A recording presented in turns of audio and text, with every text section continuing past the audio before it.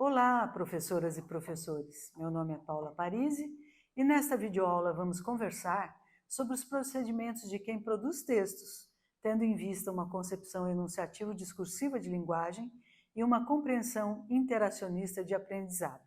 Os objetivos dessa videoaula são dois. O primeiro deles, retomar as concepções de linguagem e aprendizado em que se embasam os procedimentos de quem produz textos, e o segundo deles, indicar quais são os procedimentos de escrita esperados de quem produz textos, ilustrando-os com base em uma situação de produção. Segundo Kátia Lomba Bracklin, uma das autoras dos PCN, Parâmetros Curriculares Nacionais, o aprendizado é um processo que pressupõe ensino e aprendizagem. Nele, é preciso considerar quem ensina, quem aprende e as relações que se estabelecem entre esses dois sujeitos.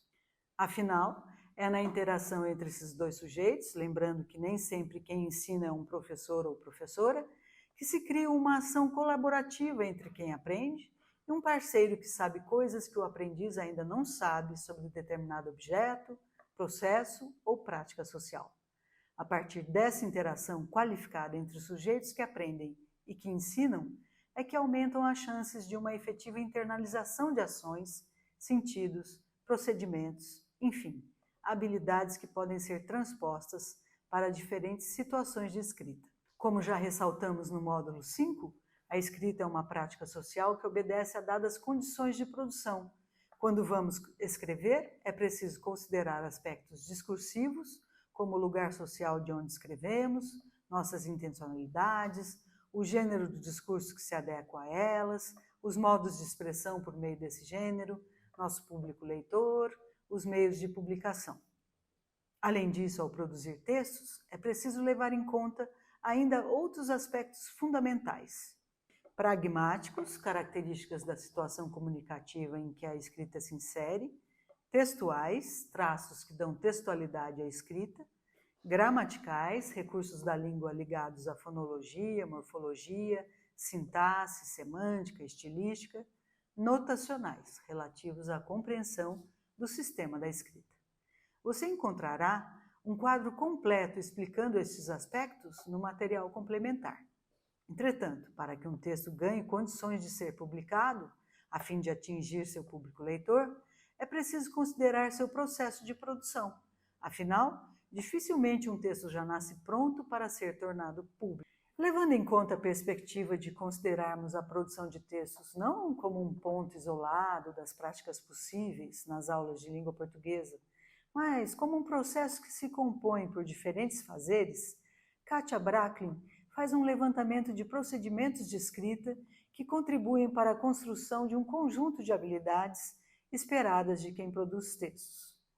Tomar notas de informações fundamentais presentes na proposta de produção de textos, considerando o tema ou assunto, finalidades, gênero do discurso, meio de circulação e publicação, ter em vista o público leitor, a quem será direcionado o texto, organizar um plano de texto, considerando a estrutura composicional e as escolhas linguístico-discursivas pressupostas pelo gênero do discurso em questão, desenvolver o texto a partir dos itens anteriores, reler o que se está escrevendo e fazer eventuais modificações no próprio processo dessa primeira escrita, depois de concluído o texto, fazer nova leitura a fim de investir em adequações e ajustes que julgar pertinentes, considerar o suporte ou portador onde o texto será publicado, assumindo o papel de editor, lançar mão de recursos extraverbais, como gráficos, esquemas, fotografias, legendas, entre outros, para que o texto se aproxime de um gênero autêntico que circule socialmente, utilizar recursos como negrito, itálico, caixa alta, sublinhado, para provocar os efeitos de sentido desejados. Feitos os ajustes, passar o texto a limpo, escrevendo à mão ou digitando, a fim de lhe garantir a legibilidade. Mas como esses procedimentos de escrita são desenvolvidos na prática? Ao planejar uma proposta de produção textual, você leva em consideração a necessidade de apoiar seus alunos no desenvolvimento desses procedimentos? Suponhamos que seja proposta aos estudantes, e isso pode acontecer nos diferentes anos do Ensino Fundamental 2, a produção de uma reportagem investigativa em torno do tempo diário de uso do celular pelos adolescentes. Como sabemos, a reportagem investigativa é um gênero do campo jornalístico midiático que, por ser mais aprofundado do que a notícia, busca compreender algumas questões ou investigar alguns acontecimentos ou tendências mais a fundo. Para que isso aconteça, a reportagem investigativa procura ouvir diferentes pessoas a fim de reunir diversas visões sobre o tema que está sendo investigado. Assim, do ponto de vista de sua exploração temática, a reportagem investigativa vai contar com diferentes fontes e os estudantes devem ser orientados a entrevistar pessoas para conhecer o que pensam sobre o tema tratado.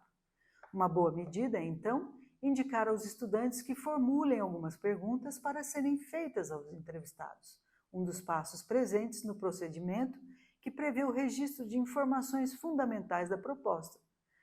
Por exemplo, como: quanto tempo por dia, em média, você emprega utilizando o celular?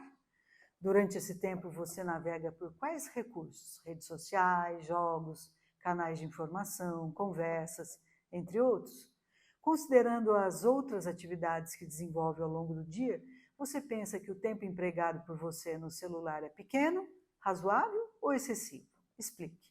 Se ocorresse algo que afastasse você do celular por um tempo, qual seria a sua reação? Depois de escolher os entrevistados e registrar as respostas às perguntas formuladas, sempre de olho no público leitor, é hora dos estudantes começarem a planejar o texto, tendo em vista a reportagem que vai ser produzida. Para isso, é fundamental pensar na estrutura composicional desse gênero. No primeiro parágrafo, vamos ter o lead com as respostas às 6 perguntas básicas do jornalismo. O que vai ser investigado? O tempo diário de uso do celular por adolescentes. Quem vai ser entrevistado? Adolescentes que utilizam o celular. No mínimo 4 adolescentes. Quando se dará essa investigação? No tempo atual. Onde se dará a investigação? Fazer recorte do público entrevistado. Como se dará a investigação? Por meio de perguntas e respostas que serão aproveitadas ao longo da reportagem. Por que é importante essa investigação? Para indicar algumas tendências no uso do celular entre adolescentes. Nos parágrafos seguintes, é bom pensar nos temas a serem explorados a partir das respostas dadas às perguntas, incorporando trechos de respostas dados pelos entrevistados. A sugestão é que em cada parágrafo seja desenvolvido o tema abarcado pela pergunta. Nesse processo de escrita, é esperado que os estudantes desenvolvam os procedimentos não só de desenvolver seu texto, como também de ir fazendo ajustes ao longo dessa ação. Ao final da produção, a expectativa é a de que os estudantes releiam seu texto a fim de darem um certo acabamento ao que foi desenvolvido pela escrita. Nunca é demais lembrar que os títulos das matérias jornalísticas costumam ser sucintos e apresentar o verbo no presente do indicativo. Os procedimentos remetem à necessidade de se pensar a reportagem como um gênero a ser publicado em jornais, revistas, blogs, em formato impresso ou digital. Uma reportagem pressupõe a presença de um título com letras destacadas em negrito, eventualmente uma linha fina que fica entre o título e a matéria, uma foto com legenda, se for pertinente, um gráfico ou tabela que apresente números ou porcentagens relativos à questão que está sendo investigada. E para fechar o processo, vale revisar mais uma vez o texto e passá-lo a limpo, se tiver sido escrito à mão, ou fazer ajustes pontuais, se tiver sido digitado. No caso da reportagem, a digitação é a que mais se adequa aos suportes contemporâneos de publicação. Como vimos, portanto, ao longo do processo de produção de textos escritos, é desejável a mobilização de diferentes procedimentos de escrita por parte dos estudantes, do planejamento à publicação, passando pela escrita em si. Há muitas ações que devem ser colocadas em prática, que se constituem como procedimentos que, se devidamente internalizados, serão muito úteis em outras situações de produção escrita. É claro que, se a produção escrita se der no âmbito de um trabalho em grupo, outros procedimentos e atitudes serão acionados, como a negociação em torno da expressão mais adequada, a leitura respeitosa e atenta da produção dos colegas, as sugestões de alterações e ajustes a partir dessa leitura cuidadosa. O importante é que, quando existe na escola uma cultura de produção textual, os estudantes vão paulatina e naturalmente se apropriando de procedimentos que lhes serão úteis em muitas outras situações de produção escrita que se apresentarão não só ao longo da escolarização básica, como também na vida universitária e no mundo do trabalho. Fomentar a cultura escrita na escola de maneira regular e aprofundada, com espaço para diferentes versões, ajustes e revisões, é uma maneira de chegar o máximo possível de um verdadeiro aprendizado. Nesta videoaula, procuramos retomar as concepções de linguagem e aprendizado em que se embasam os procedimentos de quem produz textos. Continuaremos conversando sobre como apoiar os estudantes no desenvolvimento dos procedimentos de escrita ao longo deste módulo. Nos vemos na próxima videoaula. Até lá!